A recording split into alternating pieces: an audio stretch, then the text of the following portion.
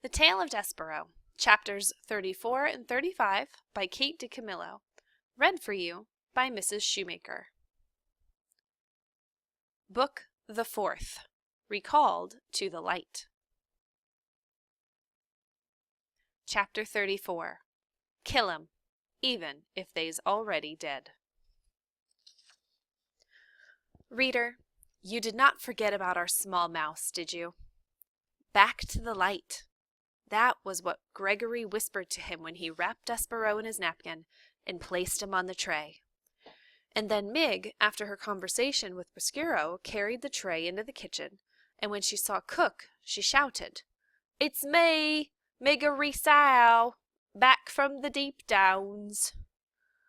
"Ah, lovely," said Cook, "and ain't we all relieved?" Mig put the tray on the counter. "Here, here," said Cook.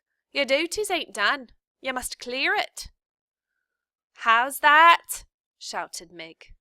"You must clear the tray," shouted Cook. She reached over and took hold of the napkin and gave it a good shake, and Despereaux tumbled out of the napkin and landed right directly, plop, in a measuring cup full of oil. "Ach!" said Cook. "A mouse in my kitchen! In my cooking oil! In my measuring cup! You, Mig! Kill him directly!" Mig bent her head and looked at the mouse slowly sinking to the bottom of the glass cup. "Poor little Macy," she said, and she stuck her hand into the oil and pulled him out by his tail. Despereaux, gasping and coughing and blinking at the bright light, could have wept with joy at his rescue, but he was not given time to cry. "Kill him!" shouted Cook. "Go!" said Mig. "All right." Holding Despereaux by the tail, she went to get the kitchen knife. But the mouse tail, covered as it was in oil, was slick and difficult to hold on to, and Mig, in reaching for the knife, loosened her grip and Despereaux fell to the floor. Mig looked down at the little bundle of brown fur. "Gaw," she said, "that killed him for sure." "Kill him, even if he's already dead," shouted Cook. "That's my philosophy with mice. If they're alive, kill them, and if they're dead, kill them. That way you can be certain of having yourself a dead mouse, which is the only kind of mouse to have." "That's some good sophossy, that is. Kill 'em, even if they's already dead." "Hurry, you cauliflower-eared fool!" shouted Cook. "Hurry!" Despereaux lifted his head from the floor. The afternoon sun was shining through the large kitchen window. He had time to think how miraculous the light was, and then it disappeared, and Mig's face loomed into view. She studied him, breathing through her mouth. "Little Macy," she said, "ain't you going to skedaddle?" Despereaux looked for a long moment into Mig's small, concerned eyes, and then there came a blinding flash and the sound of metal moving through the air as Mig brought the kitchen knife down, down, down. Despereaux felt a very intense pain in his hind quarters. He leapt up and into action. Reader, he scurried. He scurried like a professional mouse. He zigged to the left, he zigzagged to the right. "Gaw!" shouted Mig. "Missed him!" "Well, ain't that a surprise?" said Cook, just as Despereaux scurried under a crack in the pantry door. "I got the little Macy's tail, though," said Mig. She bent over and picked up Despereaux's tail and held it up, proudly displaying it to Cook. "So?" shouted Cook. "What good is that do us when the rest of him's disappeared into the pantry?" "I don't know," said Mig, and she braced herself as Cook advanced upon her, intending to give her a good clout to the ear. "I don't know."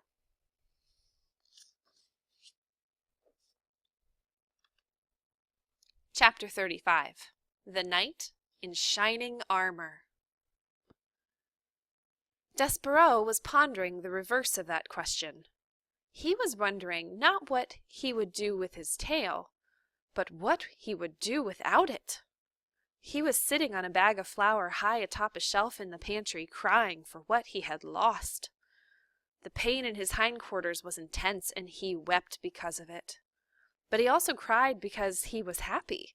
He was out of the dungeon. He had been recalled to life. His rescue had happened just in time for him to save the Princess P from the terrible fate that the rat had planned for her. So Despereaux wept with joy, and with pain, and with gratitude.